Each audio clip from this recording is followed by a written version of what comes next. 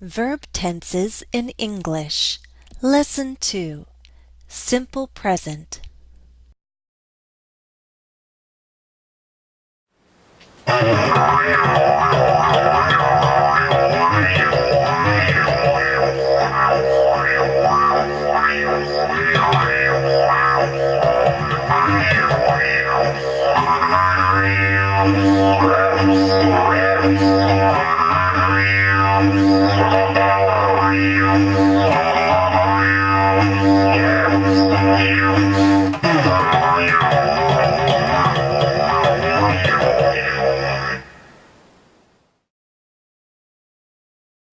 You just heard Eric, my friend and neighbor, play an unusual instrument.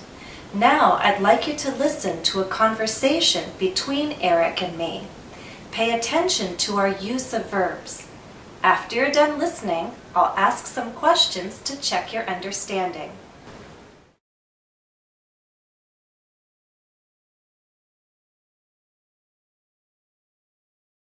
So Eric, thank you for inviting me to your workshop. Sure. And I have to ask, what is this? What is it called? This is the new. It is a chromatic didgeridoo that I invented. A chromatic didgeridoo. What does that mean? It means it's a cross between a didgeridoo and a saxophone. I know what a saxophone is. I'm not sure I know what a didgeridoo is. A didgeridoo is an instrument from Australia that's made out of a hollowed out tree. A hollowed out tree. This is a traditional didgeridoo. This is a traditional didgeridoo. Okay, but then how is your didgeridoo different from the traditional didgeridoo? I mean, I see differences, but what's the difference in sound? How does it sound different? This instrument has just one note, and I can play it for you. One fundamental note. Okay.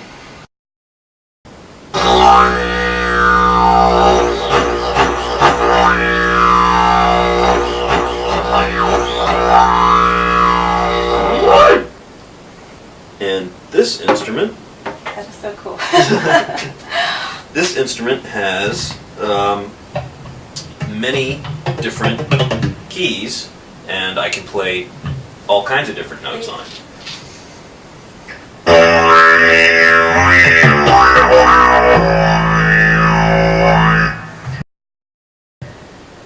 That is way cooler.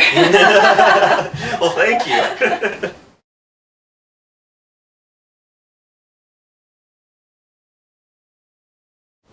Let's see how much you remember from the conversation. What does Eric call his instrument? He calls it the new. He said, "This is the new."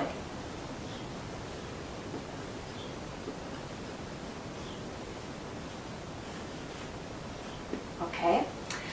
Which two instruments is the new similar to? Do you remember? Eric explains that the new is a cross between the didgeridoo and the saxophone.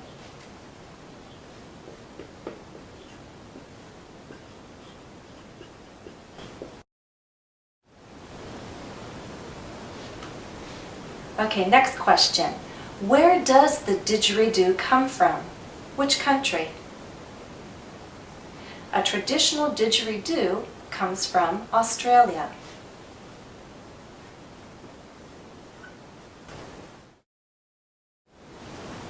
Last question. What makes Eric's chromatic didgeridoo different from a traditional didgeridoo?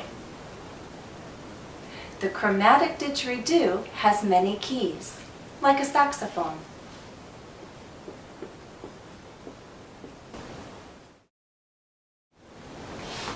So let's talk about the verbs.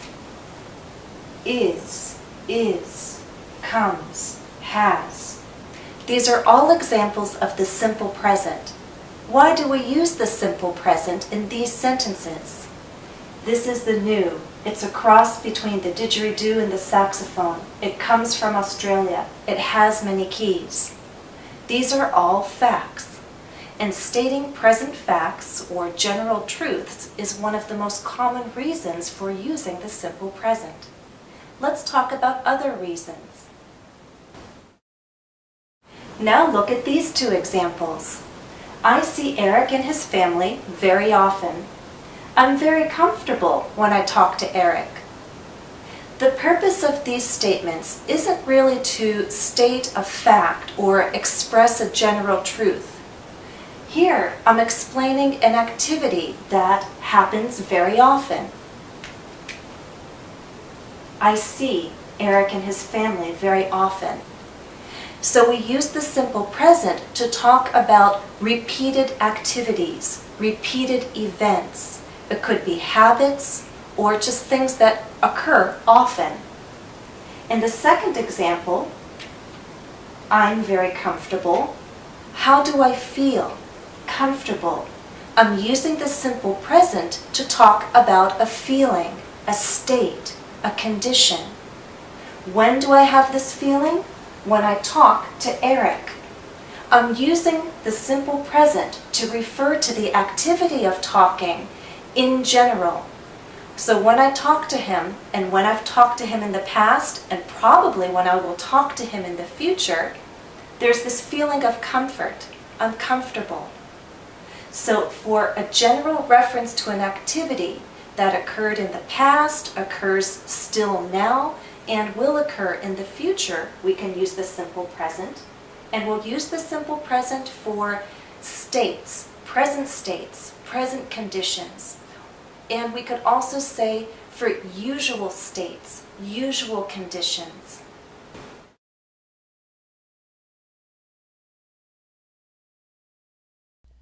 Once again, we use the simple present to state facts and general truths. Present habits.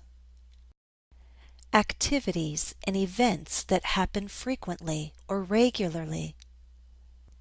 And present or usual states, feelings, and conditions. Let's also take a moment to review form. As you know, the simple present can look the same as the base form of the verb, but we usually add an s or es to form the third person singular. For example, I write, you write, he writes. I teach, they teach, she teaches. And we add that es ending when the final consonant sound is a hissing sound or a sound with friction, like ch, sh, x, z, s. And our final example, fly. I fly, we fly, it flies. We change a y to an I when that y follows a consonant. The y changes to an I and then we add es. Some verbs have irregular forms. They must be learned.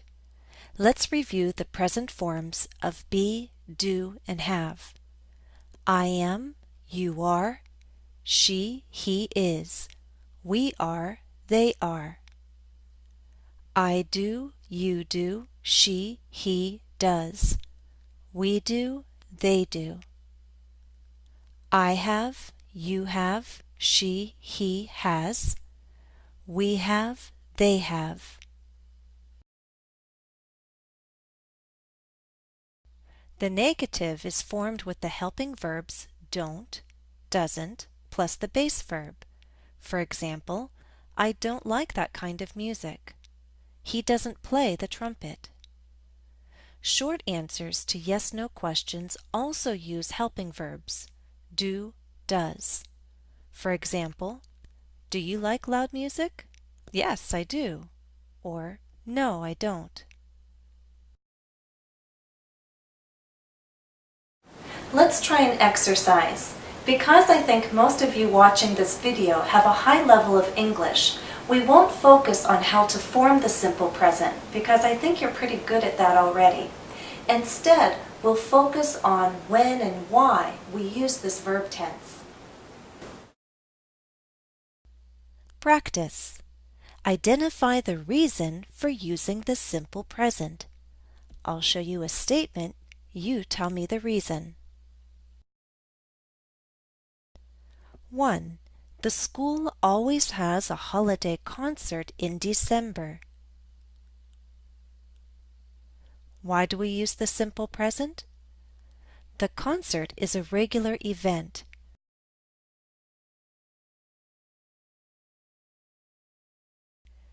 2. A piano has 88 keys.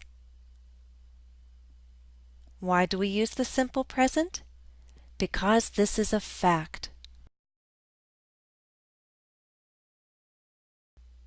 3.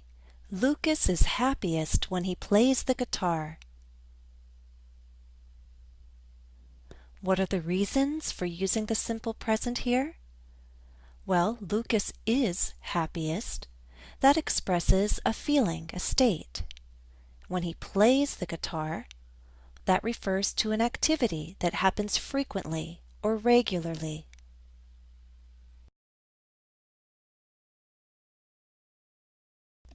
Four, a cello player sits to play. Why do we use the simple present here? This refers to a truth, a fact.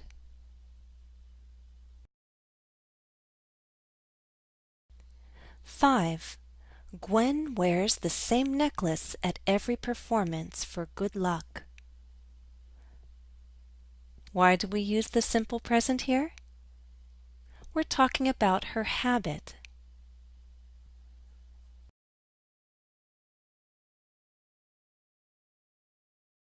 Well, that's all for this lesson.